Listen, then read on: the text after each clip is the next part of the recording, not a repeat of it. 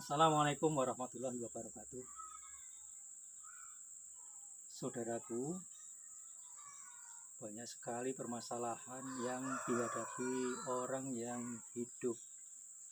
Banyak sekali problem yang dialami oleh orang yang mendapatkan cobaan di dalam kehidupannya.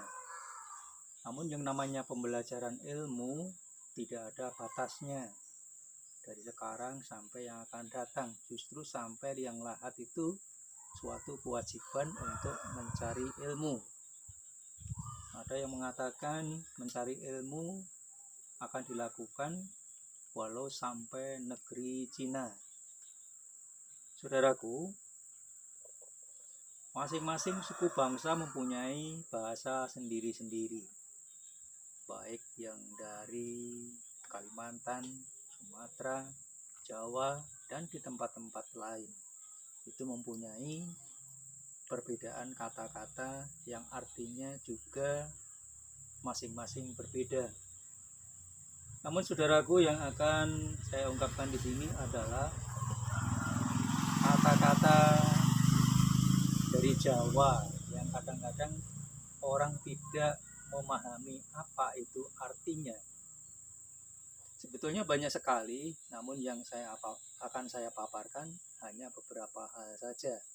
Sebagai satu sinyal bahwa perbedaan bahasa yang artinya masing-masing berbeda itu tidak mengurangi kita bergaul dengan orang lain suku, di mana saja mempunyai tradisi dan bahasa masing-masing. Dan semuanya bisa dimengerti oleh suku masing-masing.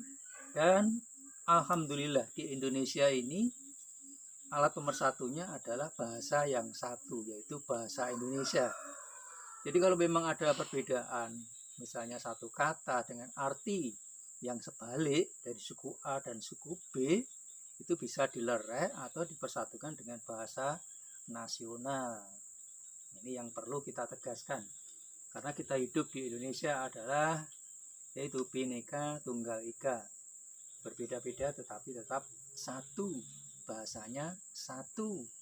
Maka kemudahan untuk kita berkomunikasi dengan orang lain yang beda suku, justru beda negara, itu akan jelas tidak ada masalah di dalam kita bergaul secara umum. Saudaraku, banyak kata-kata Jawa yang bisa kita ungkapkan di sini. Namun yang saya ambilkan adalah cuma 10. Mudah-mudahan nanti bisa berkembang ke kata-kata yang lain kalau saudaraku semua tidak mengerti. Yang pertama saya ambilkan dari kata Jawa ojo dumeh. Nah, ojo dumeh itu apa? Ojo dumeh itu artinya saat orang itu hidup dalam kesulitan, akhirnya dia berhasil mendapatkan kesuksesan yang luar biasa, itu kebanyakan orang, tidak hanya orang Jawa, semuanya itu lupa kepada teman-temannya, kepada tetangganya, kepada teman yang dikenal dulu. Sehingga diibaratkan kalau orang masih dalam kesulitan itu akrab dengan tetangga dan sebagainya. Namun sesudah kaya, sesudah sukses, sesudah mendapatkan prestasi yang luar biasa dalam kehidupannya, orang itu melupakan. Sehingga ada kata-kata, sudah pakai mobil sekarang ngebel temannya saja nggak mau. Nah, begitulah penjelasannya. Maka ojo dumeh itu jangan sampai ada di antara kita, karena kita hidup bermasyarakat secara universal dengan suku-suku yang banyak. Ada lagi pengertian itu dadi geni.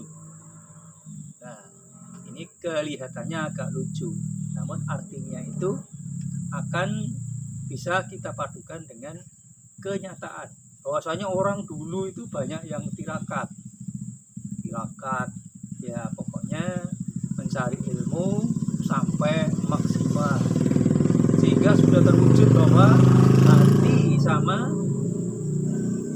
kelakuan itu adalah sama.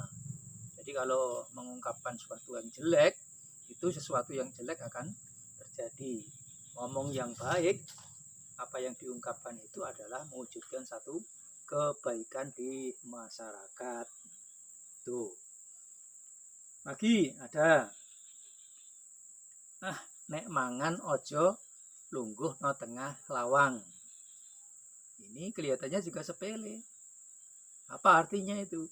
Pintu itu adalah tempat keluar masuknya orang. Kalau ada tamu ya masuk lewat pintu. Kenapa? Kalau kita makan di tengah pintu itu ya tidak dibenarkan oleh orang Jawa. Jangan dilakukan. Itu sebetulnya yaitu kalau ada tamu jangan terhalang. Nah, dia mau masuk karena ada orang yang duduk di tengah pintu pada saat itu makan, nah tamunya pasti pergi. Itu artinya seperti itu. Lagi yang lain ada lagi itu. Yen maghrib do nutupo lawang. Nah, biasanya kalau waktu maghrib itu kan pergantian antara waktu siang dan malam. Jadi roh-roh yang waktu siang itu masih bisa bersahabat dengan kita. Kemudian karena waktu peralihan tadi ini banyak bahaya yang masuk ke dalam rumah. Ya bahaya apa yang sepele aja kan, angin malam akan masuk ke rumah, mengganggu kesehatan daripada adik-adik yang masih kecil.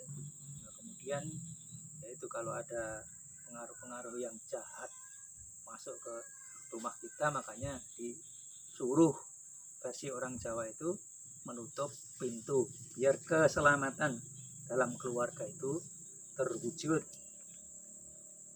Kemudian tangio esok mengko rezekine ditotol ayam. Nah, ini maksudnya bahwasanya kita itu setelah semalaman tidur, paginya itu ya langsung bangun.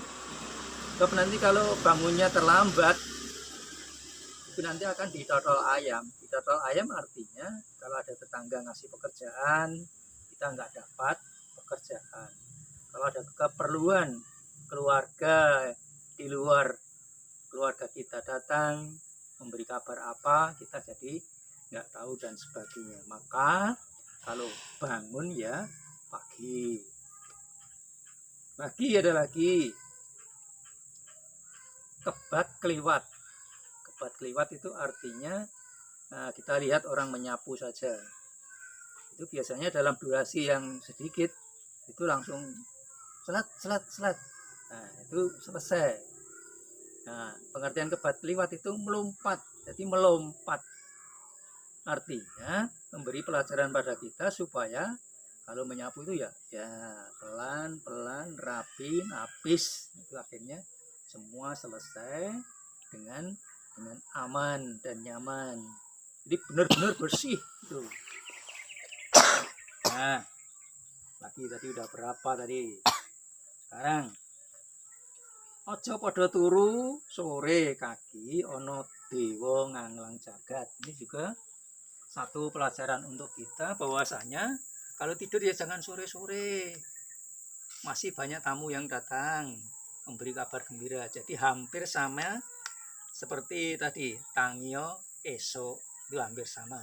Itu biasanya ada kabar gembira, ada kabar dari keluarga kita atau hal-hal yang lain yang memberi kabar baik untuk kita. Kalau kita tidur, nah tentu saja tamunya tadi akan lari. Terus lagi apalagi itu nrimo ing pandum. Nah, nrimo ing pandum itu artinya ya kita berusaha untuk suatu pekerjaan, kita berusaha untuk pencarian sesuatu usaha. Namun kalau kesulitan itu akan ada pada kita, tentu saja kita serahkan kepada Yang Maha Kuasa, sehingga apa yang diberikan itu kita cukupkan. Nah, kata-kata cukupkan sama mencari cukup ini sebetulnya perlu kita bahas juga. Kalau mencari cukup itu kapan habisnya?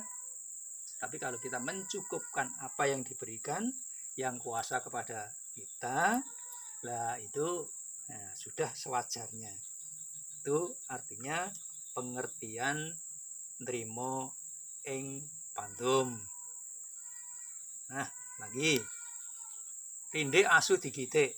Nah, itu artinya bahwasanya biasanya dipakai untuk anak-anak yang masih kecil. Orang tua ngasih hadiah. Itu anjing itu tidak usah dipukul aja udah lari. Nah, artinya begitu. Jadi anak kecil itu kalau dipanggil, "Le, Duk, adik-adik, ayo pulang. Bapak memberi hadiah," itu udah pada lari, lari terbirit-birit, pengen langsung mendapatkan itu uang yang akan dikasihkan. Makanya kata-kata itu tadi pengertiannya adalah mereka cepat datang karena akan mendapat hadiah. Apalagi itu yang belum. Nah, mungkin kesempatan lain kita bisa nyambung lagi.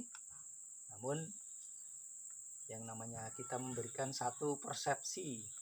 Persepsi artinya ya satu permasalahan kita sampaikan kepada saudaraku yang belum tahu.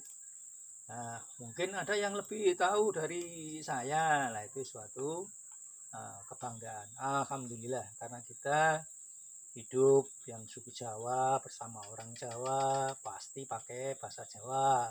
Yang orang Sumatera misalnya dengan bahasa suku Sumatera sana dan lain sebagainya.